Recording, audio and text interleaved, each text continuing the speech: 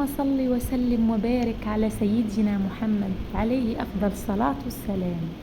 خير الكلام نبدأ به هذا الفيديو هو الصلاة والسلام على خير الأنام محمد صلى الله عليه وسلم. صلوا عليه وسلموا تسليما. وش راكم البنات؟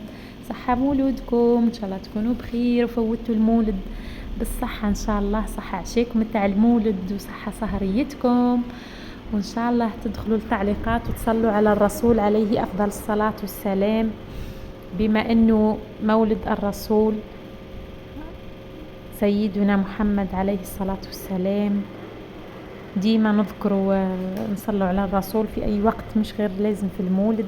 جيتكم اليوم بالأجواء تاعي تاع المولد وسهريتنا والعشاء تاعنا. خليكم لآخر الفيديو راح تشوفوا الأجواء تاعي ان شاء الله تكونوا تعشيتوا مليح. وقولوا لي نتوما واش طيبتوا من عاداتكم وتقاليدكم في المولد، واش ديروا نتوما، واش طيبوا في نهار عيد المولد، واش طيبوا شي الاكله التقليديه اللي ديروها. نحنا نديروا شخشوخه، كاين اللي يدير كسكس وشخيشخ، كل شخشوخه زي كاين شخشوخه ظفر، كاين شخشوخه الورق تاع الرقاق زي اللي درناها نحنا، وكاين شخشوخه الاخرى فريده، كاين الشخيشخ راهم ياسر. كما تعرفون احنا بلادنا الجزائر كبيره فيها متنوعه، يعني عاداتنا وتقاليدنا متنوعه، وكل بلاد وكل منطقه يعني في الغرب يديروا زي وفي الشرق يديروا زي، يعني كل مأكولاتنا باهيه.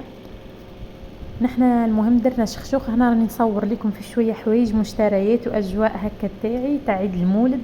هنا راني جبت هذيك الشمعه اللي شريتها، هنا نوريكم. هنا في الشمعة هذيك هاك الديكور هذيك اللي تحطي فيها الشمعة مكتوب فيها المولد النبوي. هنا صبحة عيد المولد ليلة صبحة الخميس. هيا نوضت الصباح قلت بما انه اليوم هذه صبحة عيد المولد خلينا نبدوها بالبخور والصلاة والسلام على الرسول.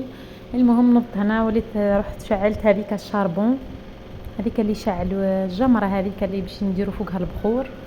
جبت هذيك البخارة تاع التريسيتي، ما شعلتهاش في التريسيتي، شعلت داك الجمره هذيك وحدها بالبريكه وحطيتها ثم ليه تشعل. يعني الحاجه اللي مليحه فيها انها مش كيما الجمر الاخر يطول شويه باش يشعل، بصح هذه بالبريكه بركه ليه تشعل.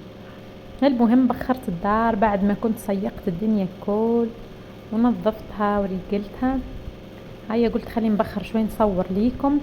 هنا كنت حنيت ايدي ليلتين قبل المولد ديجا، ما كنت حنيت ايدي قبل حتى ما يجي المولد خلاص. بما انه انا نحب الحنه، هيا كي نقعد هكا ساعات نسخف على الحنه نقول خلي نحني ايدي وخلاص.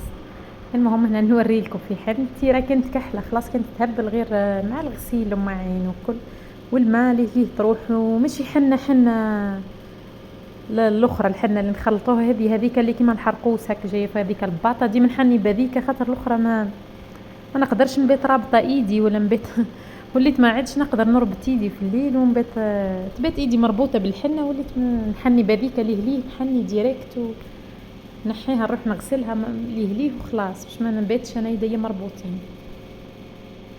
هاي المهم هنا راني نوريكم هذوك الفوانيس تاعي والبخاره والشموع وهذاك القماش كما شفتوه هذاك تاع اللي فيه مرسوم فيه فوانيس والهلال، يعني يصلح لرمضان ولا عيد المولد ولا اي مناسبه دينيه. عندي قماش واحد اخر مكتوب فيه رمضان، يعني يصلح غير رمضان، بصح هذا عجبني فيه مش مكتوب فيه لا رمضان لا عيد المولد لا والو، يعني مرسوم فيه الهلالات والفوانيس هاوليكم، ولونه كيعد هكا في البلو، والفوانيس هذوك صفر وجايين هكا شغل ضويين، جاي هب اللون وعجبني. يعني قلت خليني نشري منه شويه نزينوا بيه شويه في عيد المولد. المهم زاد نص في الاجواء كيما تعرفوا الشموع هذم تاع عيد المولد نلقوهم في كل دار. المهم شعلنا منهم شوي، اللي شعلوا واللي ما شعلناهمش زدنا خليناهم، واللي مديتهم الذر صغار مديتهم. المهم هنا نوريكم في الشموع تاعي راهم ورديين، شريت هذوما الكبار وشريت الاخرين ثاني الصغار. المهم كما راكم تشوفوا، وذوك الشموع تاع الكريستال هذوك الالكترونيين هما اللي عجبوني ياسر. ندمت قلت غير زيد شريت زوز اخرين على الاقل ربعه هكا، على الاقل كي في مناسبه ولا في رمضان ولا في عيد المولد نحطهم ربعه هكا فوق الطابله يجوا قد المهم مرة أخرى بغيت نزيد نشري. هنا وريتكم واش راح نلبس. راني جبت الوحدة تاعي هذه راهي شغل جاية خليجية، هي ستيل خليجي، راهي جاية في القرونا ولا في الأحمر ولا مدريش اللون هذا. المهم قاعدة نوريكم فيها. جبت قرعة الريحة تاعي والمراية والإكسسوارات اللي راح نلبسهم معاها. هاي ليكم نوريكم فيها، قولوا لي عجبتكم ولا لا. كيف لبستها تجي تهبل مسطورة وباهية. هاي ليكم ان شاء الله تكونوا واضحة لكم الصورة وشفتوها. وهنا جيت درت شوية عنبر. ولا هنا هذا نوريكم في المشتريات تاعي اللي شريتهم تاع الميناج تنظيف. المهم راح نوريهم لكم. قلت قبل ما نبدا نسيق، هنا قبل ما نسيق وقلت هاي الساعه مادامني جبتهم خلي ساعه نوريهم لكم قبل. اول حاجه نبدا بها هي هذا تاع البرودوي تاع الفريجيدير اللي نظفوا به الفريجيدير. منظف هو باهي، ريحته تهبل. يخلي في الفريجيدير واحد الريحه هك منعشه، ما يخليش هك الريحه هذيك تاع الجافيل ولا ريحه اخرى. يخلي هك واحد الريحه في الفريجيدير باهيه، ماشي قاويه ريحته. انا نكره هك الريحه هذيك القاويه.